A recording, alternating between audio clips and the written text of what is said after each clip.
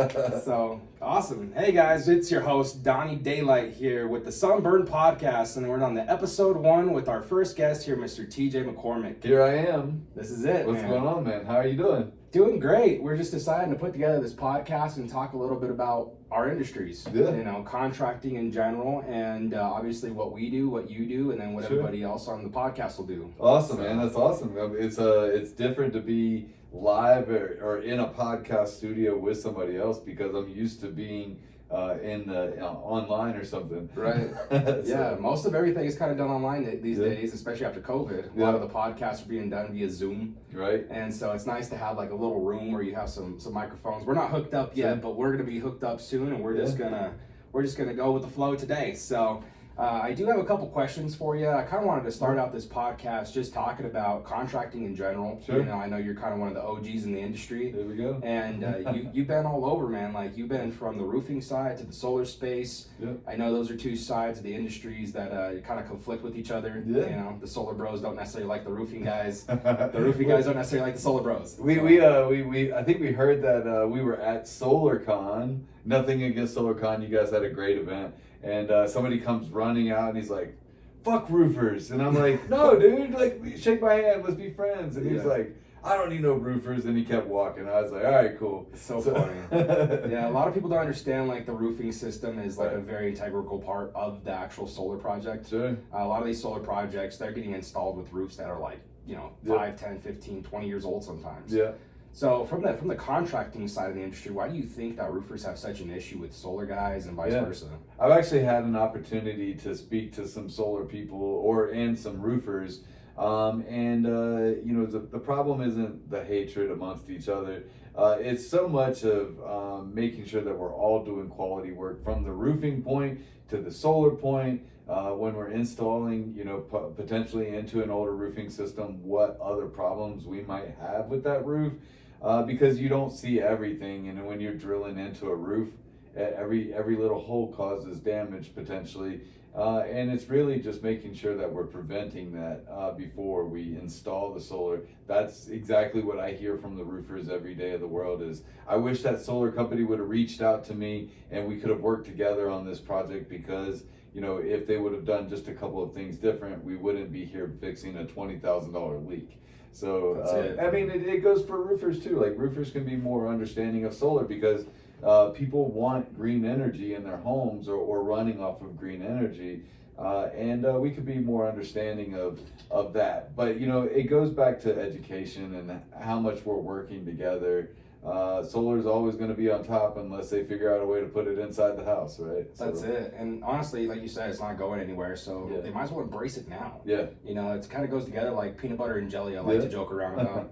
Where you're already up there on the roof doing the roof. Yep. Might as well just knock out the solar array also, because you're already up there. Yeah. Right. Yep. Like, why do not? Both. Yeah. Why not? And a lot of people, it's kind of funny because in the solar space, it's not actually considered like a part of electrical, right? Believe it or not, right? And it's not considered a part of roofing either, right? And so like it's its own little thing out there, and it's lonesome in the wild, wild west of the solar industry, and it doesn't really get a whole lot of focus or attention. And I think a big part of what's going to bring the solar industry into the roofing space is probably certainty. Yeah. The certainty is a big player in the solar space, and most people don't realize that. Yeah. But yeah, what are your thoughts on some of these bigger players like Certainty and CMR and Premier? Hopping into the roofing space. Linear Roofing is doing it as well. Right. But what are your thoughts on that? So I've always wanted the solar industry and the roofing industry to work together better. It's only a matter of time before people get involved into solar, or go away from solar, right? But in terms of these bigger companies, they see the bottom line, and you're able to make those gross profits that you are off of your solar sale, which again goes with the roof. And why not, when you're sitting at the kitchen table, it makes sense to go ahead and sell them a solar system now while you're installing a roof. So that way that both are working hand in hand. Excuse me. I'm going to have to cut that out. No problem. Sorry about that. It's a delicate situation, but right now here we are in Colorado with one of the worst hailstorms to hit our area in about 5 years. Yep. And there's a lot of opportunity to make not just the roof money, but also going back with that solar on top of it, especially with this 30% tax credit still going on, or going away soon. We want to make sure we jump on that. But then also, if you're going to go ahead and finance the solar system, why not go ahead and finance the roof right now as well? And then you're taking potentially that new insurance money that you're getting, as long as you're paying the deductible portion of that claim, and it specifically reads out deductible, you can do whatever you want with that money, especially if financing options are available to you, and go out and do what you need right now, potentially more home improvement projects, or you know what, we all have bills. So Yeah, I think a lot of contractors who happen to be in a different space, whether it's roofing or windows or gutters or siding or whatever the case may be, or just home improvement in general, they don't realize that tax credit can be used in a multitude of different ways. Yeah. It's home energy efficiency encompassing altogether. And when you're talking about like the siding of a home, that is Right. part of the energy efficiency. Like it will make the house more energy efficient if you upgrade the siding, Yep. right? If you upgrade the windows, it'll make it more efficient. Yep. And so I think that affiliation sale between those different industries is definitely going to coincide at one point. Yeah. Or not coincide, but collide rather. And I think a lot of these big guys, like the big fish, are starting to see the numbers. Yeah. You know, whenever I'd be out selling here in Colorado, I would specifically go after projects that have solar on them, because I know how much more money, especially on the detach and reset side, that I would make, because you know I was only paying a couple $100s for DNR, where insurance companies are paying a couple of $1,000s, but at the end of the day, you know, it was great money for our company. And then we also understood solar, right? So it wasn't that we were just out there just doing roofing projects. We understood the renewable energy side because of my background in wind turbines, and then also natural gas power generators. So you know, that just happens to be my background. And then also electricity, I've got a little bit of knowledge from the Navy. So That's awesome. Yeah. Man. Yeah. So based on your background, yeah. seeing like, you know, solar just kind of take over in America over the course of the last, I would say like 10, 15 years. Yep. You know, it's barely getting here to America. I mean, you've seen it kind of around being in the military. I'm sure Yeah. the military is very heavy on renewable energy. Yeah. They have it everywhere. It Right. seems like. All over bases now. It's weird. Like Yeah. this, I mean, like you just look for miles and just see solar arrays Right. as you drive, and it's just forever. And it's like some of those are part of like Fort Carson, for example. Right. I know they're putting in a big solar. Well, field they up there. run their own grids, so it's a lot different compared to the grids that we have here in, like, say for instance, in the city of Denver. Our grids aren't made for all of that energy going back to the grid, but all of their grids are built specifically for their compounded areas. Yeah. So in the beginning of your career in contracting, when you were in the Navy, what did you do as soon as you got out of the Navy? I became a police officer. Oh, cool. Yeah, I was a police officer for almost 14 years. Wow. From in some line of work, either in working for the federal government, working in federal institutions, but mostly as a street police officer. Wow. Well, thank you for your service, man. Thank That's you. a crazy No, job. It's all good. You know what? It's been more than 10 years since I've been a police officer now, and it doesn't.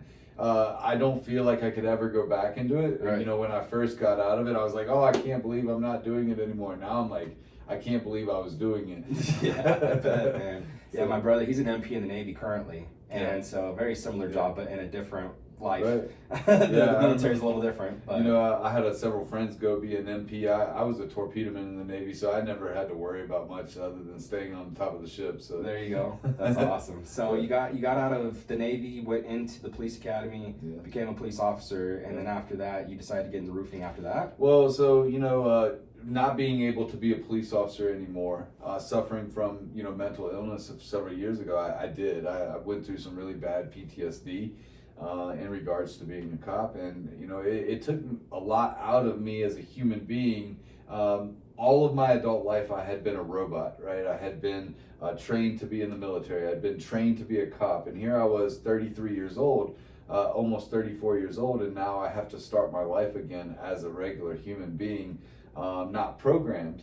So for me, transitioning from being in uniform to not wearing a uniform was extremely hard, and I still find it hard a lot of times.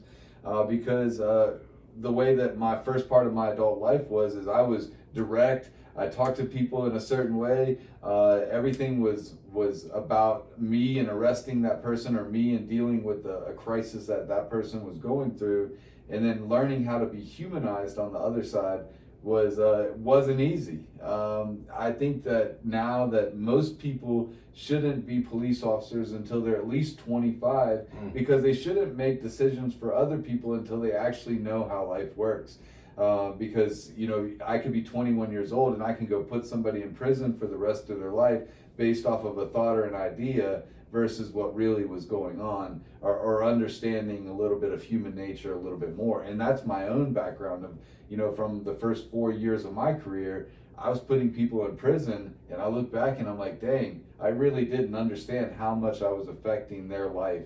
Right. Or I could have slapped them on the wrist and be like, hey, you know, next time don't do that. I'm not saying you guys should get away with committing a crime. I'm saying that, you know, as human beings, we all do dumb shit. Yeah, case to case basis. Right. Yeah. So. Yeah, I definitely think that being able to understand the psychology on that end of the spectrum definitely helps on the sales side. Yeah. You know, when you transition from doing something like being a police officer and then going into sales, you kind of already are set up for that, right? Yeah. Because it's like you already are good with communication, you're good with addressing difficult situations, Right. You're able to overcome certain situations in most cases, right? Yeah. Where you're able to actually like essentially negotiate with them, like kind of like Chris Voss, Yeah. splitting the difference. Yeah. That's a fantastic book, and I don't think he realized like how effective it would be in like our space, Right. as opposed to like being like a hostage negotiator. You know, you're using that as a tactic almost, right? Right.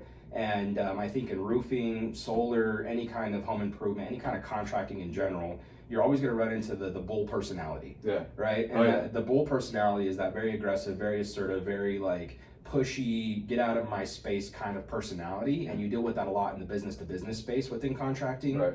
And I think a lot of that does come from that post-traumatic stress side of the business, where you're dealing with customers that are angry all the time, or whatever the case may be. A hailstorm didn't happen and all of a sudden it does, and now you're swamped with business and you weren't prepared for it. That could be a little stressful as well. You know, learning how to talk to people in our space is the key to the gold. Like, if you want a gold nugget, it's really not a gold nugget, it's out there. Learning how to talk to potential clients is the way that you're going to learn to sell. The way that I do it is with a tactic called verbal judo, right? If they're fighting me, I'm gonna switch the energy to a different tactic, and I'm gonna move into their space a little bit. But I'm also gonna not let them win the argument, but I'm gonna be, you know, I'm gonna just word it differently, or fight back with words. That helps the situation. Yeah, it definitely makes you feel more calm, cool, and collected also Yeah. when you're able to navigate that conversation. Right. When you have experience and you're like, okay, this is happening again. Yeah. You're like, calm down. Yeah. You know? Just take a deep breath. Hey, you know what? The first person, I read something today. The first person to mention money is the loser. I love So, that. Yeah. Yeah. So you have to just keep going and keep fighting the objections. And then when they're saying they're ready to sign the contract, that's when you hand them the contract. There you go. And I think a lot of that has to be, addressed in the front portion of actually learning the sales gig, like actually learning the skill of sales. Yeah. And then also when you're getting into contracting, it's like learning two different languages at one time. Yeah. You're trying to learn, not necessarily like Mandarin, that's a pretty hard language, but you're Right. trying to learn a language while also learning another language, and you're kind of trying to bring those two languages together and braid them together. Yep. What would you say was like the biggest thing for you going from being a police officer and moving into, I think you were probably doing door to door right after becoming a cop, right? I went to work for a company that didn't have anybody that could educate roofers. Oh.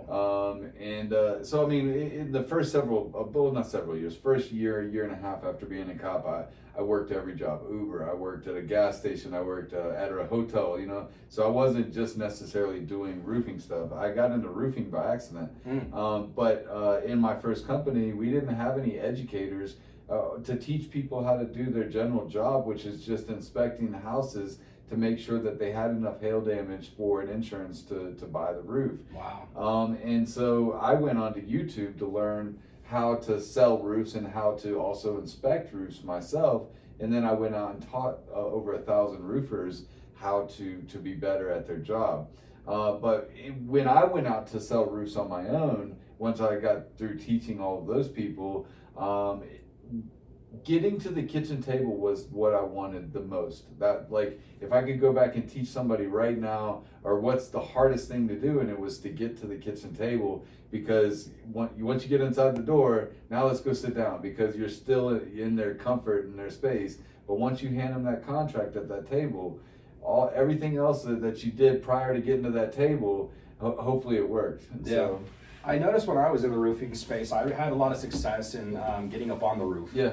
But Yeah. the guy that I was passing that off to, he didn't have a whole lot of success Right. getting to the table. Right. And that's a great point, is being able to get to the table is really like where that psychology that we're talking about really Right. kicks in. Yeah. You know, it's not necessarily when you're getting on the roof, because anybody will like let you get up there and check. Yeah. But actually like writing up the insurance claim, making that call, having the insurance company on speed dial, Right. like being efficient with your job, a lot of that plays into that psychology. Yeah. Right. And I know in the contracting space, I mean, dude, I can't even imagine, like, how long ago was it when you got into just like actually selling something? It's been almost 9 years. Well, eight and a half years. It's crazy to me. Yeah. You know, you think about like the dog years, for example. Yeah. It adds up in contracting a Yeah. lot more It's than almost most. 60 years if you think about it. Yeah. Yeah, it really is. Because you go back and you're like, man, it was such a primitive experience. Now we have like 411 roofing, Yeah. and we have Roofr, and we have all these different softwares and things that we can actually like hop onto the computer and make our job easier. Back in my day, when I first started selling, when I first started selling solar, I mean, we were literally doing like napkin closing. Right. You know, we were writing it up on a napkin with like Excel sheets next to us, and basically Right. like just checking the shade analysis with Eagle View and things like that. And Yeah. so very primitive. Yeah. You know, like I don't think the company had any money to pay for software. And I still think that there's a lot of programs out there that aren't getting the sun just right. It's not quite there yet. It's getting better. It's getting better. But yeah, I mean, a lot of these different softwares going back, I mean, do you think that it's easier to sell contracting, whether it's roofs or windows or whatever, sell the service or the product rather? Do you think it was easier back in the day when it was just like carbon copy papers? Or do you think it's easier now with all these softwares and gadgets and things like that? I think it's really easy now. It's like, so where I make the comparison now, working for Roofr, I've made this comparison recently, is that my day usually was spent going up and inspecting a roof, coming back down saying, here's all the pictures and the damage. Now let me go sit in my truck for the next 30 minutes and write up a sales proposal for you to sign when I'm done. So what that's doing to that homeowner is as I'm sitting in that truck for 30 minutes handwriting a proposal, is that's giving them time to come up with an objection to say no. So now with people like Roofr and other products, right? There's so many great products out there for roofers to use. I can go to my truck right now. I can pull up the measurement of the roof that I already pulled last night, and I can create a sales proposal within seconds just by clicking on a button, making sure all the quantities are right, making sure I'm getting all the man hours in and everything I need. And you have a sales proposal written in 5 minutes, and you're going back to sit down at the table versus them thinking in their head, oh my goodness, this guy's going to take me for my money. Oh, I don't want to write this deductible check today. Or, oh, you know what? We don't really like this guy, right? Yeah. They're coming up with every reason not to use you because you're in their space. But now with the quickness of it all, you can have all of it done efficiently just by running company cam to Roofr, running your measurements, having everything ready to go. Like you're presenting them the evidence that they need right then and there, because selling is right now. It's a lot of times it's a long game, but in roofing, you're gonna have to get that thing sold. You don't want to wait 2-3 weeks. They're thinking about somebody else 2-3 weeks from now. Yeah. So you got to get that sale done. Yeah, no, I couldn't agree more. I think it adds a level of professionalism as well, as you mentioned. The person that is purchasing from you, they're seeing that you're more clean cut, you're a little bit more efficient, you have a system and a process for what it is that you're offering, Right. and it's technology, something on a computer. there you go. You know, and a lot of people, they see the kind of the glitz and the glamour of it, right? Because it does look pretty now. Back in the day, it was just like numbers. Oh man, I don't know how I sold some roofs. Like I had some marks through, like lines through things for days. I'm that guy that Confusion selling. Oh, They're like, man. all right, man, I don't know. Do I really need 100 feet of drip edge? Oh, I'm at 10. You know, cross out the 0, right? And they're like, all right, cool. Yeah. Nobody cared, but now everybody cares, and everybody wants to see clean. They want to read your reviews. They want to see your social media presence. people are buy from people, and they want to trust that person that they're buying from. One of my tactics that I used quite a bit several years ago, that's kind of old news now, is when I'd be at the door, I'd be like, hey, do you have your phone on you? Because everybody's got their phone on them, right?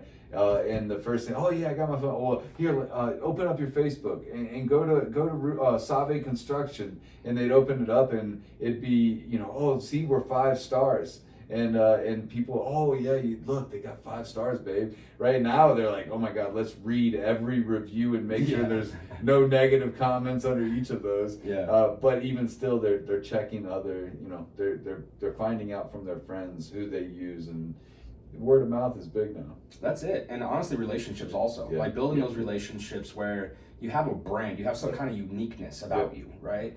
You can go out there and you could sell solar, you could sell a roof or whatever, but you're going to have a lot of competition. I get this a lot from solar owners as well as solar sales reps, where they're talking about like markets are saturated, and it's like, it's not saturated, it's just knocked to death because you had somebody out there that was wanting to make $1. It's not saturated. If you look at like a map, there's not like a ton of solar, it's not really that saturated when you're talking about 2 to 3%.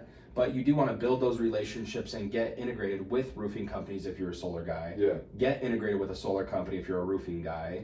Learn something that you don't necessarily know about. Right? Because like even with the solar maintenance side of the business with Detach Reset, we are just an advocate for being able to take care of the customer. It's not necessarily like we're trying to create competition between anybody. It's we just want to service the customer that's not being serviced. Well, yeah, and the servicing part of it is the hardest part of all of solar right now. From the installation to the DNR, to even the initial first getting the everything onto the roof for the first time. So it's a long road out there waiting on permits and everything else. So yeah, I mean, there's probably thousands, if not tens of thousands, of customers that are sitting there waiting on what's called permission to operate. Their system is up on their roof, and they have not had the permission to actually turn their system on to take advantage of the $50,000 to $100,000 system that's up on their roof. And so I think that's where like a lot of roofers, they see those horror stories in solar and they're like, well, it's still kind of in its infancy, so maybe I'll just wait a little bit. But now that, Detach Reset exists, and I'm sure other companies in the future with solar maintenance are going to come out, it gives you a little bit more peace of mind where you don't have to take on that maintenance yourself as a roofing company. You can kind of rely on Detach Reset Solar a little bit more to manage that client. You can go out there and sell it and potentially install it, and then we service it for the 20-25 year duration. And so that's where I think a lot of these relationships, a lot of these businesses, they're starting to roll out. They're starting to bring everybody kind of together. And I think it's going to be really cool to see Roofr blow up within the solar space where now you're able to integrate that as well. I'm looking forward to the Roofr solar world. We're really working hard on that because, Roofr has always been gauged towards roofs, and we see an excellent opportunity with the solar side, but we got to make sure everything works together properly before we go all in on the solar side. That's exactly it. You got to perfect where you're at, and that's the roofers again. They don't want to step into solar because they're perfect at what they're good at. Right. And so, just talking a little bit more about tales of contracting, because I do want to kind of wrap this up. I could talk to you all friggin' day about this stuff, man, but going back, what is like one of the most fun stories that you can remember being a contractor, whether it was in solar or turbines or whatever? What is the most fun story that you can remember?